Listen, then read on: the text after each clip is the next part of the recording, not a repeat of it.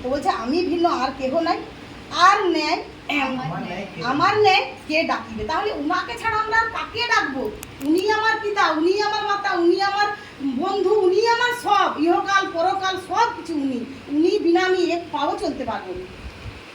ও তাহা জ্ঞাত করিবে, তো উনি জ্ঞাত করবে এবং আমার জন্য তাহা বিনয় করিবে। তারা আমি যখন হ্যাঁ আমার জন্য তাহা বিনাশ করিবে। আমার যখন সময় হবে তখন উনি বিনাশ করবে, কারণ উনি তো পৃথিবীতে আমাকে আনছে।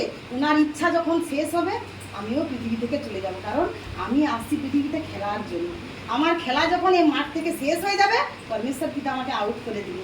কোথায় নিয়ে যাবে উনিই জানে, ওনার ইচ্ছা অনুসারে। আর ওনার ইচ্ছা অনুসারে যদি চলতে পারি তাহলে কিন্তু গুরু যিশুর মতো স্থান আমাদেরকেও দিবে। আর ওনার মতো করে না চলতে পারলে কিছু হবে না। যে অবধি আমি চিরকালীন পদবিন্দুকে স্থাপন করিয়েছি। হ্যাঁ, আর যাহা যাহা আসিতেছে এবং যাহা যাহা ঘটিবে উহারা তাহা জ্ঞাত করি। তোমরা তোমরা কম্প হইও না, ভয় করিও না। আমি কি পূর্বদি তোমাদিগকে শুনাই নাই ও জানাই নাই? আর তোমরাই আমার সাক্ষী। তো সত্য কি আমাদেরকে ভয় করতে না বলছে, বলছে না যে তোমরা ভয় করিও না। আর কি পূর্বকালে তো পরমেশ্বর পিতা আমাদেরকে বলেই দিচ্ছে সব কিছু।